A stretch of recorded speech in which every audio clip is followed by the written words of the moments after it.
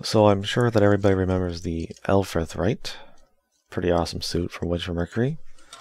I wouldn't mind getting another one, actually. I really love the design. I like it a lot more than the Aerial. At least the first version. I haven't built the second one yet, but I will. But there are other Lfriths. There is the ones that are used by Earth pilots. And then we got the Gundam Thorn and the Gundam UR. It's quite the little like duo. You got one that's more kind of normal. It's a little chunky. But then you just have this like, what happened? Did you lose a bet? I don't know. Just the weirdest looking in terms of proportions for this guy. But I kind of like it for that. But even though they're so drastically different in terms of their shapes, they still look like they go together. They have enough elements. Let's say, yeah, these are part of the same kind of group. I love the 3-butt thruster on there. It's very nice. There's 3 here too, but they're on the skirts. So yeah, they're just wacky, and the articulation does kind of differ between the two. I mean, the basics are there, but like the UR here has like the standard articulation you would expect from a modern mobile suit. Got some good tilts on everywhere. I like the skirts have a hinge to get them farther out to the side so the legs are freed up. That's really good. Knees are nice and deep. And while it doesn't, the foot doesn't rotate, it does tilt separately, unfortunately, but it actually, the feet tilt way more than the heel, so you can actually get some good wide poses if you're down for that kind of thing. But really, it looks cool just standing there. The Thorn, still good in terms of its posability. You just got some funky ass appendages going on. And I find this one here, the hands are not that, the ball joints, they aren't that, maybe it's because the hands aren't pushed together all the way, but they seem to have a little bit of a gap. I can't get it closed. I'd have to glue them, but they don't hold the best, not like the other one. But the torso's pretty much the same.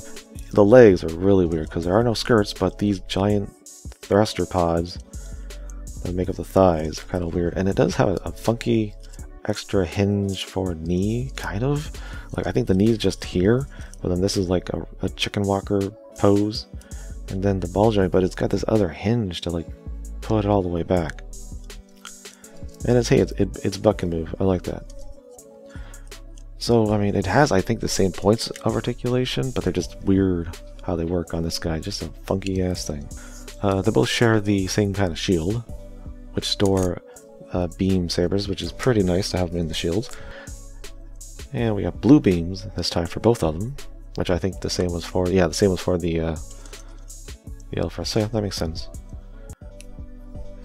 And so it's cool that there's 2 of each, but the Thorn actually does one better and has ones in the wrists to pop out.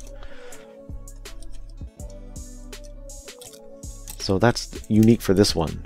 So it sacrifices, I guess, proportions for more weaponry. And something I don't get to say a lot with the more modern kits, but you have extra hands. I found Witch for Mercury having kind of keeping that from us for some reason. And the UR has this, oh sorry, not the Thorn has this cool weapon. You can have it with this other handle. You can have them in both hands if you want to do that. Although my hands don't like to stay on, like I said, so it's a pain. And then the UR has this cool ass Gatling gun, which apparently you're supposed to stick the shield onto here. It fits on the arm just like the Thorns does. So you can switch it if you don't like it like that. I kind of like it like that. It adds a little bit of color to the weapon. It also has an extra handle. So it's interesting. They give him beam sabers, extra beam sabers, and this one like an extra place to mount the shield. I don't know if that's a fair trade-off, but that's what it got. And something else they both share are these back pieces, which I guess are used to control remote weaponry, like the gun bits, specifically anyways. And they both open up the same buttload of stickers. All the red you see are stickers. They even put them in the inside, which is kind of neat. And they also put black ones up here. You look at the sticker sheet when you first get these, and you're like, that is insane for the amount of stickers. But they are mostly for the backpack. The Gundam itself doesn't really have many. It's like 5, I think, 4 or 5, and some you don't even have to use, like the cameras on the front and the eyes. They're colored plastic. You just need the one in the back. and these ones on the chest. And this guy gets these boob ones. Now, in the middle, I think you put it when it's activated, and then I think you put it on the other hole. There's 3 holes altogether, and then you put it there when they're not activated. Although you can angle them. They do have a few points of posability, so you can put them on, kind of get them to the middle if you want. Without that, he has a bigger problem because he has this joint in the back, or this piece in the back with an extra hole.